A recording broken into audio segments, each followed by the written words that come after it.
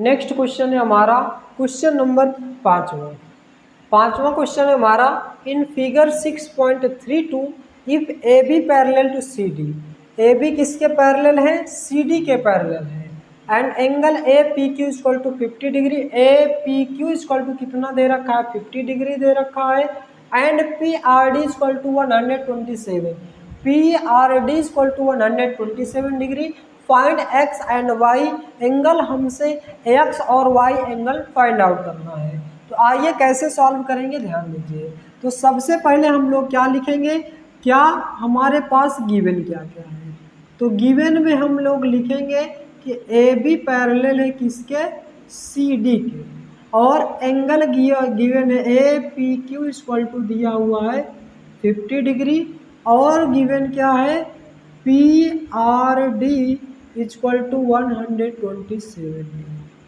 और हमें निकालना क्या है? टू फाइंड इस प्रकार से भी आप लिख सकते हैं। तो यहाँ पे क्या निकालना है? x equal to question mark and y equal to question mark. आइए अब कैसे लगाते हैं, ध्यान दीजिएगा।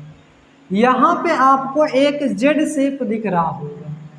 यहाँ पे आप इस साइड से जाएंगे, यहाँ पे आएंगे और यहाँ से फिर आप इस साइड टर्न लेंगे तो आपको जेड शेप दिख रहा होगा।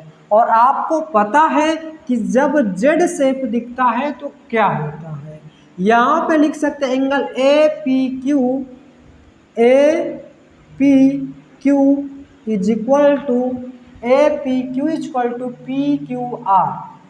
Angle P Q R is equal to 50 degree by alternate angle.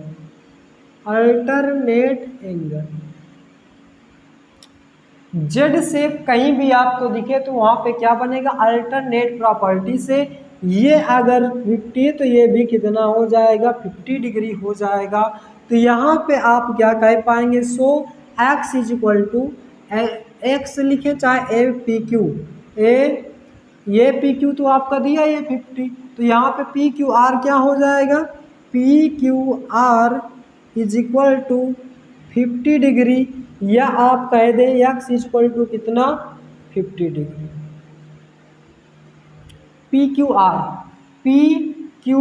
Are यानी कि ये एक्स की वैल्यू आपका कितना निकल करके आ गई? 50 डिग्री निकल के आ गई।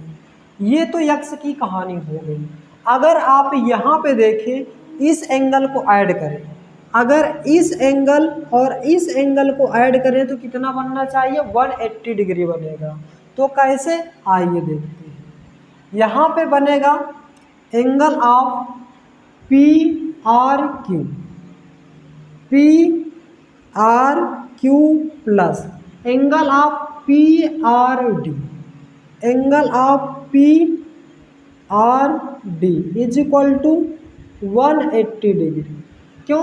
क्योंकि एक ही लाइन पे बनने वाले एंगल से, तो यहाँ पे आप क्या कह सकते हैं? दो एंगल का सम है तो आप लीनियर पेयर कह सकते हैं, या कह सकते हैं स्ट्रेट लाइन कह सकते हैं।